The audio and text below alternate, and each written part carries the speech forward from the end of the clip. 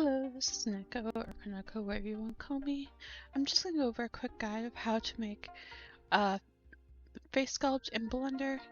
By no means this is meant for advanced people, this is going to be more just beginner, how to get into it, and some of the problems I see a lot of people facing with it. So first off, we're going to export our face from text tools. So you're going to open up text tools, go character, face, and you're going to find your race and gender. For this, I'm going to be using your female, but you can use whatever face you want. So you'll click on your race and gender, and you go up to the models tab. You will have to know the face number you're wanting to work with, so from there you just click down this tab. For this, I'm just going to use face 1, but you can use whatever face you want. So you hit export. From there, you go into Blender. We're going to clear our scene by selecting all that and hitting delete. And from there, we'll go import, FBX, text tools, saved, character, face, VR female, face 1, 3D, FBX, and you can just hit import. If you don't know where this is located, or if it didn't open up nicely like that, you can go back into text tools and hit this little folder icon. It'll open up to wherever your FBX export to. So once you have this into Blender, we're going to fix the skin up so you can actually see what you're doing.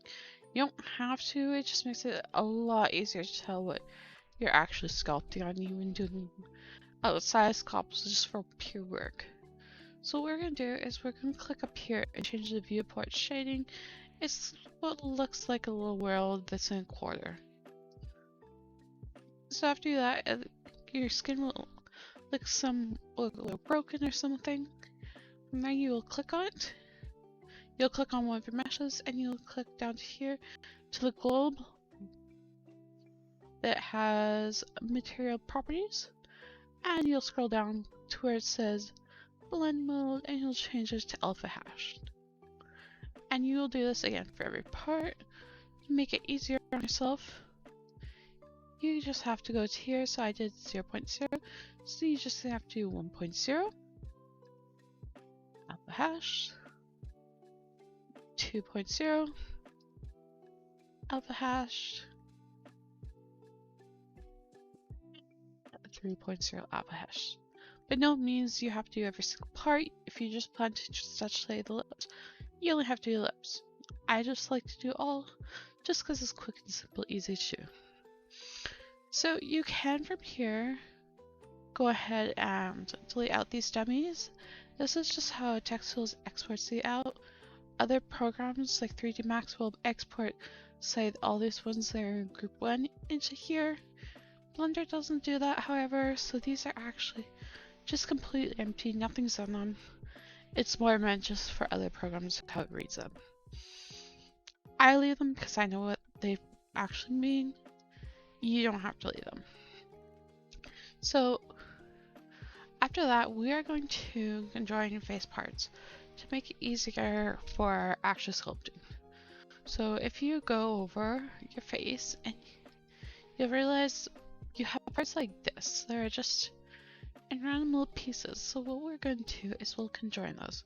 So I know my main base faces are always mostly one big piece. So I know this one is 0.0, but I want to find my other one. So what I can do is I can click on them, or I could go down my list and hide different parts. For this, by clicking, I found that my face parts are going to be in 0.0 and 0.2. So click on one and then I'll click onto the other one by doing control left click, and now from here you can press control J, or if for some reason yours doesn't work because sometimes programs are just like that and they don't work, you can go object join right here and that will join them into it. So now you'll see that if you hide this, they're in one group together.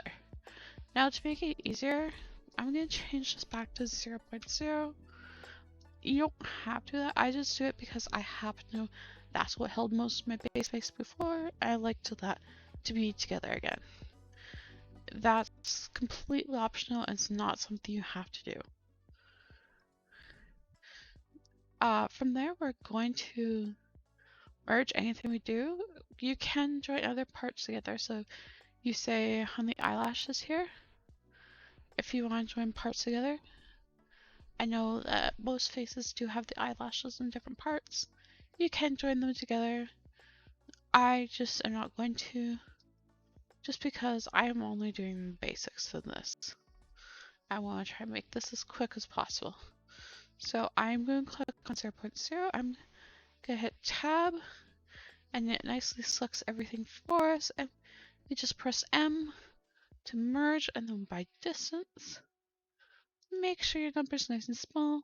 This will all depend on your settings. For me, I know that 0.001 meters is a good size for my settings.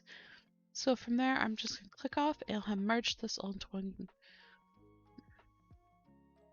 And so I'm going to quickly just go over shape data. I'm not going to be using it today, but you can use it. So if you come into the three dot triangles that are green, you'll find your shape data. You can change any of these to control your shape data. Shape data is going to be your settings that you do for when you're creating a face. So when you say you see that you chose nose 2, that's going to be into here. Keep in mind the face you're seeing right now is all very 1. So cheek A is going to be cheek 2. Mouth A is mouth 2. B is 3. C is 4. D is 5. I don't think there's a 6 option in anything, but if there ever is, then it's going to be 6. So to activate, you just click on press 1. I'm not going to worry about it because it's not something that I care about going into today. You do know enough. If you plan to, you can actually go into there. So I'm just going to quickly go over how to actually do the basics of editing your face. So we're going to go here and we're going to hit tab to go back into our edit mode. And we have a couple different options how we can edit this. So you can edit this mirrored and smooth, or smooth without mirrored, or just by various. I'm going to show the different options. So I'm going to click on my middle tool here, and up here is proportionaling. So what this does is it makes it nice and smooth. If you're a 3D Max user, or you'll know this as soft selection. So I will click on tab. I will scroll up to bring in this circle that is way too big for our face. There we go. I will click off and I'm going to hit undo. Just to make sure I would get that back to the very starting point. So from here I can nice and smoothly move a point. If I find that's not enough vertex to be moved, I can just scroll back towards me on my scroll wheel. Now say I want to both the sides of my mouth are being moved. I can click up here, click on this X right beside the butterfly looking thing, and it's gonna move both sides of my mouth for me. It's completely up to you how you choose you want to edit your mouth. So let's say that's how I want my mouth to be. I would suggest to take time into how you edit them. Keep in mind that you do have things like the green stripes here. They're on your accessory tab. So if you do edit your face enough where these have to move, you just move these slowly back into place by hand. So now to go ahead, export this back out, we're going to go File, Export, FBX, and you can save this wherever. I have done this before. My file is just not quite high enough quality, so I am redoing this. So I'm just going to click on my face demo again, and I'm just going to hit Export. From there, I'm going to go back into Text Tools. I'm going to hit Import.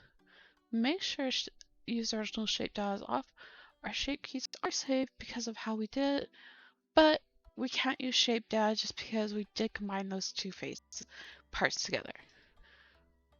One thing I did forget to mention is that you'll notice back in here, we don't have 2.2 anymore.